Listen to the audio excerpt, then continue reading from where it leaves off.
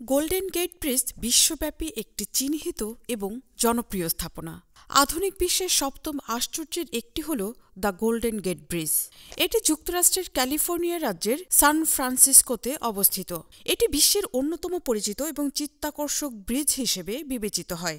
ব্রিজটি তার ঐতিহ্যবাহী গোল্ডেন অরেঞ্জ রঙের জন্য অত্যন্ত জনপ্রিয়। সান ফ্রান্সিসকো বে এবং প্যাসিফিক মহাসাগরের অসাধারণ দৃশ্যের সঙ্গে এই রংটি এক অনন্য সুন্দর দৃশ্য তৈরি করে।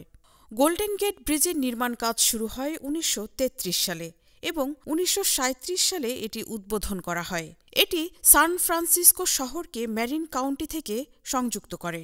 ব্রিজটি ডিজাইন করেছেন ইঞ্জিনিয়ার জন ফাগেটি এবং নির্মাণ কাজের দায়িত্বে ছিলেন সেসমুন্ড রোজেনকুইস্ট।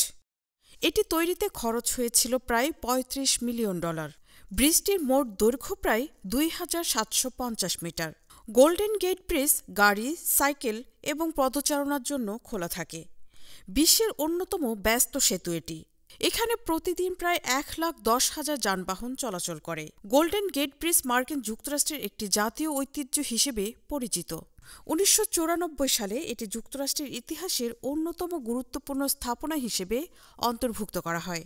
এই সেতু বিভিন্ন চলচ্চিত্র, টেলিভিশন শো এবং বিজ্ঞাপনে ব্যবহার করা হয়েছে।